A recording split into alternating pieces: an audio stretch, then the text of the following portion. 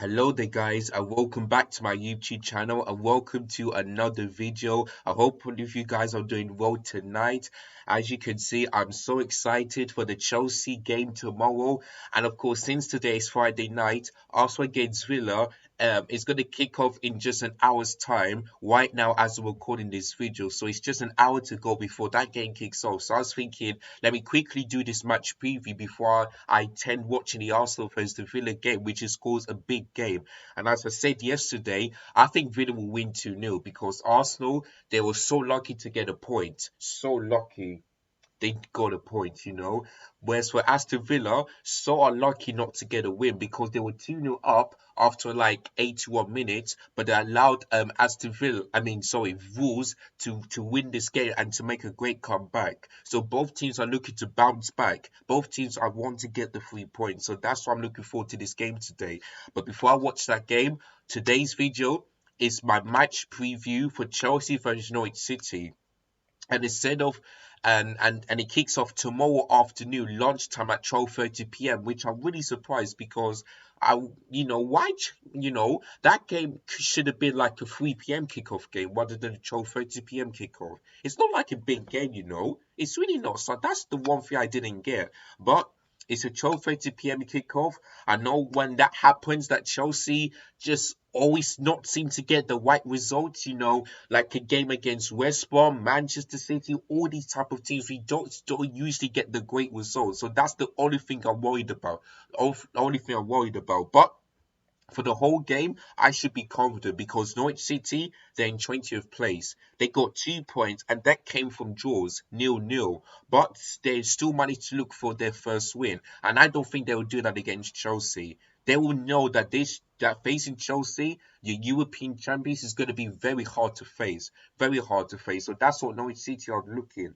But we cannot allow Norwich City to to have we're going to get more possession, but when it comes to the final third, we really got to focus. Really got to focus. When it comes to shooting, we need to focus on hitting the ball and make sure it goes to the back of the net, rather than the defenders, or perhaps straight to that goalkeeper, Tim Krul. We need to focus on putting the ball of that back out of the net, because if we want to win this game and get the 3 points, that's what we should be doing. The game against Malmo, of course, it was 4-0. Happy with the performance, but it could be more than that. So I expect that same scoreline and that same type of performance against Norwich City tomorrow afternoon. That's what I expect him. Because if we want to win the league, we need to show people that we are serious, that we cannot be a joke team, and we have to do everything we can to make sure that we win the Premier League next season. Because if we be like last season, it's just not good enough. But hopefully, Thomas Tuchel is still the real deal, and I still believe in him. I still believe in Thomas Tuchel, so that's why I'm confident, and I know you guys will be too. So yeah, there's not really much to talk about. All I can say is that Norwich City haven't really been beating Chelsea for a very long time. I can't remember the last time that Norwich City beat Chelsea in the Premier League or in the other leagues as well. I'm really not sure. Both home and away, we always seem to beat Norwich City. So yeah, there's not really much to talk about for both Norwich City. Of course, Timo Pukki and Todd Caldwell is the players who we need to really need to keep quiet, because those two, when it comes to going forward, they always cause a threat. Even Brent Dio as well. No, he's from Aston Villa. In fact, there is one player from Norwich City who's going to play tomorrow, and it's our ex player, Billy Gilmore. Now, I think he'll be disappointed to be joining Norwich City and selling Chelsea, because Billy Gilmore has done great for Scotland, their team, but against for Norwich City hasn't been that really great, not performing like he does against Chelsea. So I really feel bad for him, and he'll be happy to be back at Stamford Bridge, but he'll be disappointed that he joined a team who is in 20th place and who's going to get relegated this season. So yeah, I feel bad for Billy Gilmore. But if he can put on a great performance for Norwich City, then I'll congratulate him. That is all I can say. I will congratulate Billy Gilmore with his performance. But it will be tough. It will be tough to face against Jorginho and Conte. It will be really tough. So yeah, so that's the only thing I can talk about for Norwich City. For Chelsea, I've got good news and bad news. The good news is that Pulisic is about days or weeks until he's fit, until we can see the real Pulisic getting back to fitness. So we don't know when he's gonna be fit for Chelsea, but hopefully in like a few weeks time or maybe a month, we'll see Pulisic injury free. So that's the good news. The bad news is that both Timo Werner and Lukaku is more likely to miss the games before we face Manchester.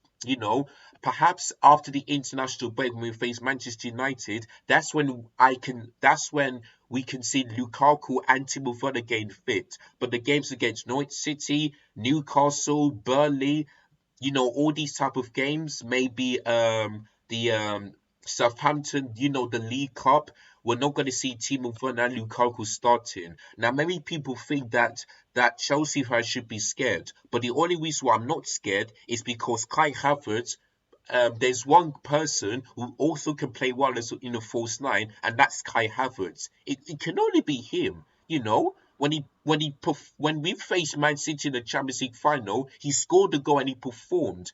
Against Malmo, he performed really well and got the goal. He could have had more in that Malmo game, but he's been brilliant since he played when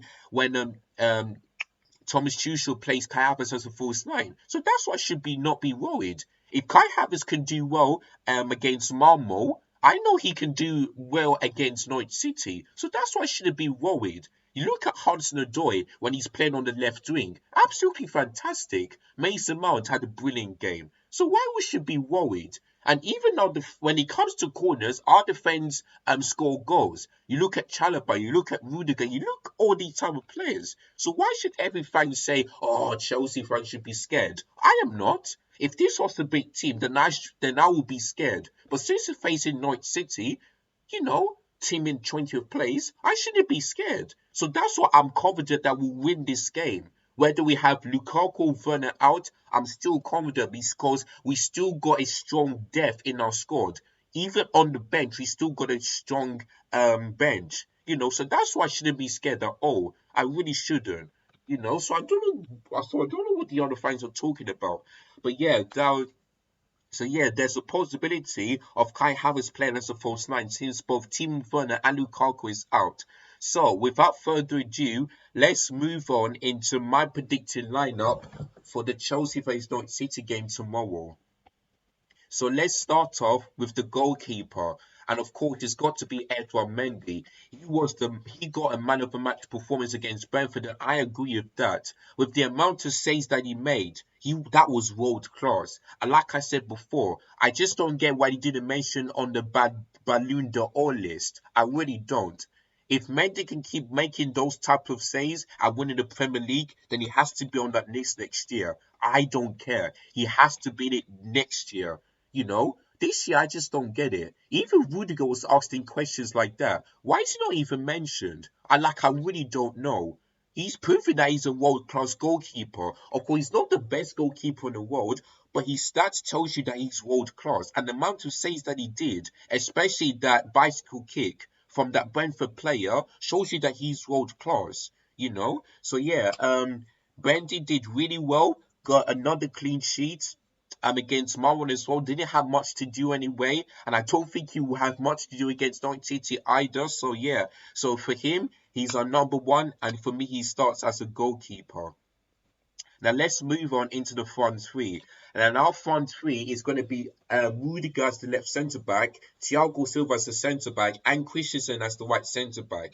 Now for Christensen and Thiago Silva did really well, especially when we scored the first goal against Malmo. The connect, from one centre back to the other, like Thiago Silva getting assists and Christensen scoring his first ever Chelsea goal, including especially in the Champions League, was absolutely fantastic. Rudiger, had chances, chance to get a goal for himself and maybe have perhaps an assist, but he's doing well as the left centre back. For me, he's become one of the best left centre backs for Chelsea so far this season. Him and alongside Thiago Silva and Christensen has been really doing well defensively, and that's why we become one of the best defense so far in Europe. We become one of the best defense, So even though I like to see Tuchel making a 4-3-3 formation, I still go with a back three because I don't want Chelsea to concede more than one goal. This season we never concede more than one goal. We've only just conceded Liverpool, Man City, Juventus, all these type of teams, even Southampton, but that came from one goal only, not more than that. So that's why we have the best defense in Europe so far. And if we can keep on doing like this, then I know that Chelsea will win the league. Even though it's early days, I know that we can do it. But we'll have to wait and see until May. So my back three is going to be Rudiger, Christensen, and Thiago Silva.